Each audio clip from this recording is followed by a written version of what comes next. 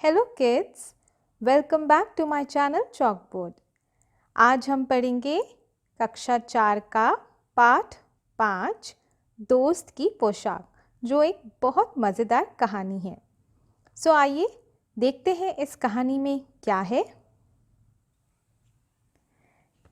दोस्त की पोशाक। एक बार नसरुद्दीन अपने बहुत पुराने दोस्त जमाल साहब से मिले। अपने पुराने दोस्त से मिलकर वह बड़े खुश हुए। कुछ देर गपशप करने के बाद उन्होंने कहा, चलो दोस्त, मोहल्ले में घूम आएं। जमाल साहब ने जाने से मना कर दिया और कहा, अपनी इस मामूली सी पोशाक में मैं लोगों से नहीं मिल सकता। नसरुद्दीन ने कहा, बस इतनी सी बात। नसरुद्दीन तुरंत उनके लिए अपनी एक भड़कीली अचकन निकाल कर लाए और कहा, इसे पहन लो, इसमें तुम खूब अच्छे लगोगे, सब देखते रह जाएंगे। बन ठन कर दोनों घूमने निकले। दोस्त को लेकर नसरुद्दीन पड़ोसी के घर गए। नसरुद्दीन ने पड़ोसी से कहा, ये है मेरे खास दोस्त जमाल। आज कई सालों बाद इनसे मुलाकात हुई है। वैसे जो अचकन इन्होंने पहन रखी है वह मेरी है। यह सुनकर जमाल साहब पर तो मानो घड़ों पानी पड़ गया। बाहर निकलते ही मुंह बनाकर उन्होंने नसरुद्दीन से कहा, तुम्हारी कैसी अक्ल है? क्या ये बताना ज़रूरी था कि यह अचकन तुम्हारी है? तुम्हारा पड़ोसी सोच रहा होगा कि मेरे पास अपने कपड़े हैं ही नहीं। नसरुद्दीन ने माफ़ी मांगते हुए कहा, गलती हो गई, अब ऐसा नहीं करूँगा। अब नसरुद्दीन उन्हें हुसैन साहब से मिलवाने ले गए। हुसैन साहब ने गर्मजोशी से उनका स्वागत सत्कार किया।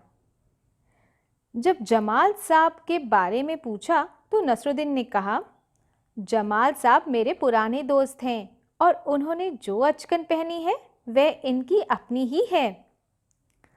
जमाल साहब फिर नाराज़ हो गए। बाहर आकर बोले, झूठ बोलने को किसने कहा था तुमसे? क्यों? नसरुद्दीन ने कहा, तुमने जैसा चाहा मैंने वैसा ही तो कहा। पोशाक की बात कहे बिना काम नहीं चलता क्या? उसके बारे में ना कहना ही अच्छा है, जमाल साहब ने समझाया। जमाल साहब को लेकर नसरुद्दीन आगे बढ़े।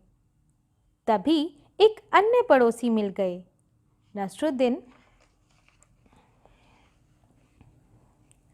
नसरुद्दीन ने जमाल साहब का परिचय उनसे करवाया। मैं आपको परिचय अपने पुराने दोस्त से करवा दूं।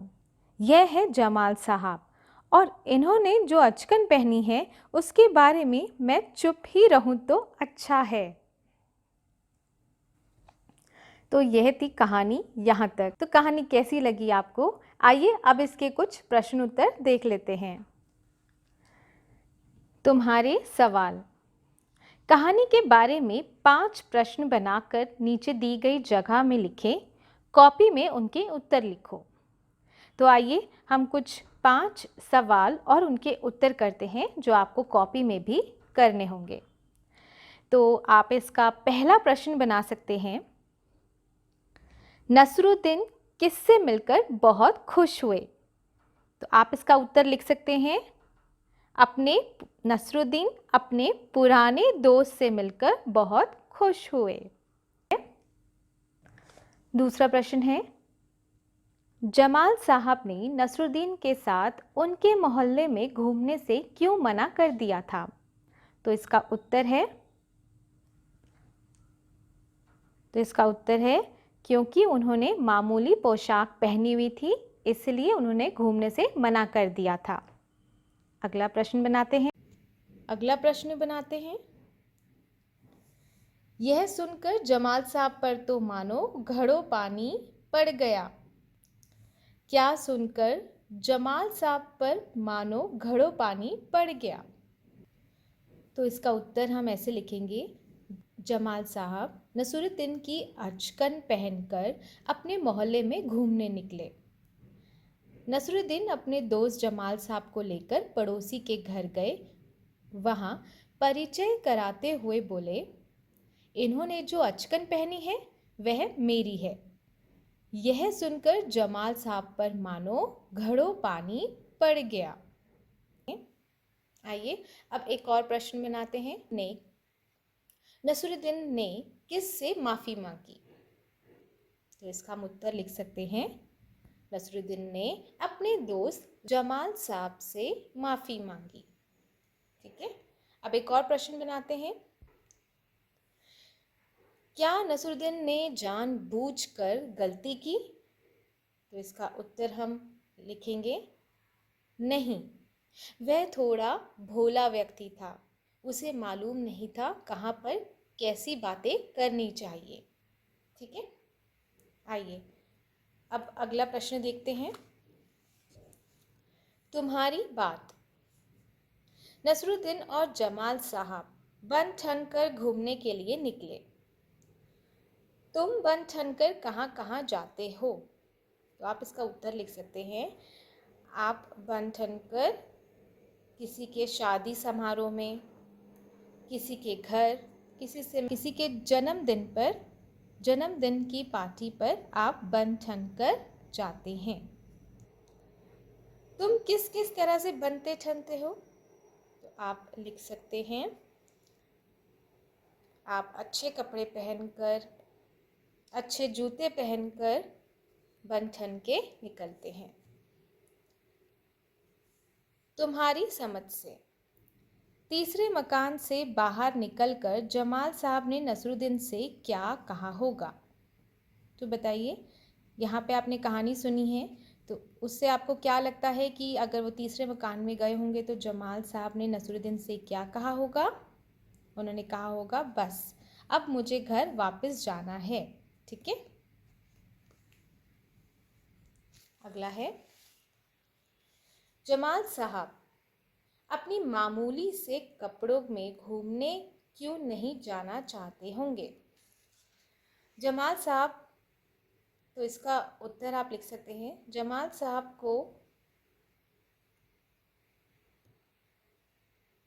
आप ऐसा लिख सकते हैं कि उनकी सोच ऐसी होगी कि बाहर निकलते समय मामूली कपड़े नहीं, थोड़ा बन ठन कर निकलना चाहिए।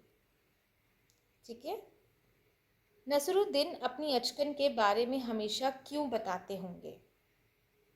नसरुद्दीन अपनी अचकन के बारे में हमेशा क्यों बताते होंगे? आप इसका उत्तर बताइए, क्या लिख सकते हैं?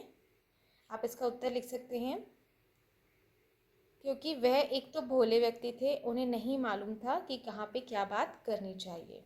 ठीक है, नसरुद्दीन अपनी अचकन के बारे में हमेशा क्यों बताते होंगे? तो इसका आप उत्तर लिख सकते हैं, वह मजाक में बात बताते होंगे। तो अगला है घूमना फिरना। नसरुद्दीन ने कहा, चलो दोस्त मोहल्ले में घूम आए। जब नसरुद्दीन अपने दोस्त से मिले, वह उसे अपना मोहल्ला दिखाने ले गए। ठीक है, जब तुम अपने दोस्तों से मिलते हो तब क्या क्या करते हो? तो इसका आंसर आप खुद से लिखेंगे, स्वयं लिखेंगे। ठीक है, करके दिखाओ। नीचे कुछ वाक्य लिखे हैं, तुम्हें इनका अभिनय करना है। तुम चाहो तो कहानी में देख सकते हो कि इन कामों का जिक्र कहाँ आया है। बन ठन कर घूमने के लिए निकलना, घड़ों पानी पड़ना, मुंह बनाकर शिकायत करना, गर्मजोशी से स्वागत करना, नाराज़ होना और देखते ही रह जाना। तो इस प्रश्न का उत्तर आप स्वयं करेंगे। ठीक है, अगला देखते हैं। अगला है घड़ों पानी पड़ना। नसरुद्दीन की बात सुनकर जमाल साहब पर तो मानो घड़ों पानी पड़ गया। घड़ों पानी पड़ना एक मुहावरा है। इसका क्या मतलब हो सकता है, पता लगाओ। तुम इसका मतलब पता करने के लिए अपने साथियों या बड़ों से बातचीत कर सकते हो या शब्दकोश दे सकते हो। तो घड़ों पानी पड़ने मुहावरे का अर्थ है शर्मिंदा होना। ठीक है, अगला है, इस मुहावरे को सुनकर मन में एक चित्र सा बनता है। तुम भी किन्हीं दो मुहावरों के बारे में चित्र बनाओ।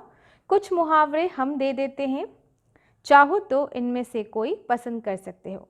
तो देखिए ये कुछ मुहावरे दिए हैं, जैसे कि सिर मुंडाते ही ओले पड़ना, ऊंट के मुंह में जीरा, दिया तले अंधेरा और ईद का चांद। तो इन्हीं मुहावरों में से आपको कोई दो मुहावरे चुनने हैं और उनका एक चित्र बनाना है। ठीक है, अगला है, कौन है कैसा। नसरुद्दीन एक भड़कीली अचकन निकाल कर लाए। भड़कीली अचकन, ठीक है, भड़कीली शब्द बता रहा है कि अचकन कैसी थी। ठीक है, वो अचकन निकाल के लाए लेकिन भड़कीली थी। कैसी थी? भड़कीली। तो भड़कीली शब्द क्या बता रहा है कि अचकन कैसी थी। कहानी में से ऐसे और शब्द छांटो जो किसी के बारे में कुछ बताते हों, उन्हें छांटकर दी गई जगह में लिखो, यानी कि यहाँ पर, यानी कि आपको यहाँ पर लिखना है। जैसे देखें कौन सबसे ज़्यादा ऐसे शब्द ढूंढ पाता है, तो आप जितना हो सके कहानी में से ऐसे शब्द ढूंढिए। ठीक है, जैसे कि पुराना दोस्त, आप और बना सकते हैं अपनी अचकन। ठीक है, अन्य पड़ोसी, खास दोस्त, मामूली पोशाक, तुम्हारी अक्ल। ठीक है, इस तरह से आपको बनाने हैं। ठीक है, और भड़कीली, पुराना जैसे जो शब्द होते हैं वो किसी के बारे में कुछ खास या विशेष बता रहे हैं, इसलिए इन्हें विशेषण कहते हैं। जब हम किसी के बारे में कुछ अलग बताते हैं, ठीक है, कुछ खास बताते हैं कोई चीज़ के बारे में या किसी के बारे में, तो वह विशेषण कहते हैं, तो उन्हें विशेषण कहते हैं। ठीक है, अब है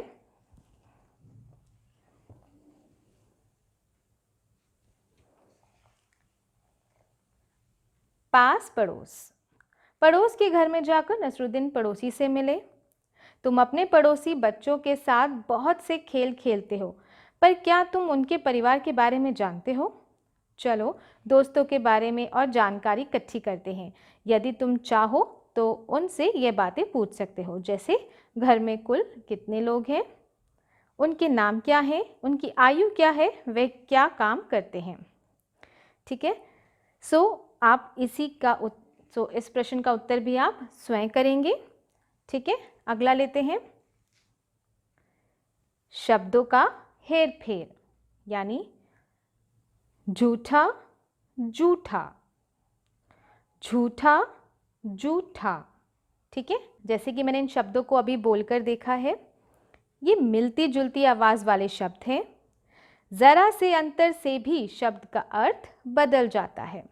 देखा आपने, झूठा जूठा। ठीक है, तो आइए नीचे दिए गए इसी तरह के कुछ शब्दों के जोड़े दिए गए हैं। इन सब के अर्थ अलग अलग हैं। इन शब्दों का वाक्यों में प्रयोग करो। तो पहले हम जान लेते हैं,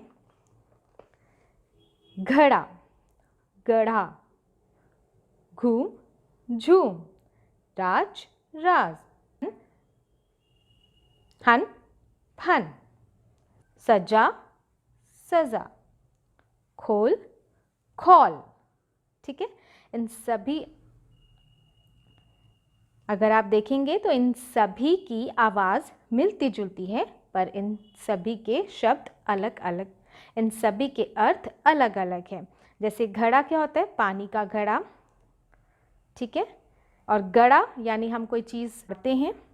ठीक है, घूम यानी घूमना, झूम यानी मस्ती में झूमना। ठीक है, राज यानी हमारे यहाँ पे अंग्रेजों का कई सालों तक, हमारे भारत देश में अंग्रेजों का कई सालों तक राज रहा। राज यानी किसी की कोई राज की बात। ये फन होता है, जैसे किसी की कला में माहिर होना, ठीक है, ये फन होता है सांप का फन। सजा यानी किसी कोई चीज़ को हम सजाते हैं, ठीक है, सजाना, ये सज़ा होता है। उसके बाद सज़ा का आप बना सकते हैं चोरी करने पर सज़ा होती है। उसी तरह पे खौल, ठीक है, खौल का हम बनाते हैं। उसके बाद है खोल। खोल यानी कुछ भी चीज़ खोलना, जैसे दुकानदार अपनी दुकान खोलता है या दुकानदार ने अपनी दुकान खोल दी। उसी तरह हम यहाँ पे खौल का बनाते हैं गुस्से के कारण अमन का खून खौल गया, ठीक है। तो इस तरह से हमने कुछ यहाँ पे प्रश्न उत्तर का अभ्यास भी किया है। तो मैं आशा करती हूँ आपको ये पाठ और उसके प्रश्न उत्तर अच्छे से समझ आए होंगे। अब मैं आपको मिलती हूँ मेरे अगले वीडियो में एक नए पाठ के साथ। अगर आपको ये वीडियो पसंद आया हो तो आप लाइक, शेयर और कमेंट ज़रूर कीजिएगा और मेरे चैनल को सब्सक्राइब ज़रूर कीजिएगा, जिससे कि आने वाले पाठ की जानकारी आपको मिल जाए। धन्यवाद।